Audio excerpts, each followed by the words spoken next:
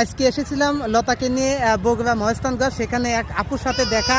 আপু লতার ভিডিও সবসময় দেখে, কিন্তু দুঃখের ওইদিকে সন্ধ্যা হয়ে গেছে দেখতেছি, একদম সন্ধ্যার সময় আপুর সাথে দেখা। আপু আসসালামু আলাইকুম, কেমন আছেন আপু? আপুর বাসা কোন জায়গা?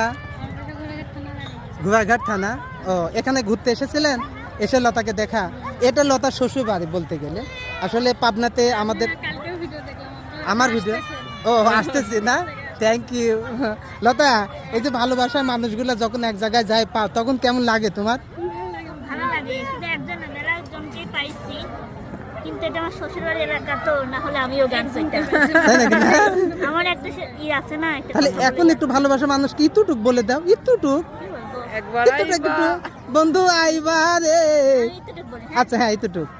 তোমাকে আমি দিলাম অধিকার, তুমি ছাড়া কেউ নেই দাবিদার। বাবা thank you, thank you, thank you.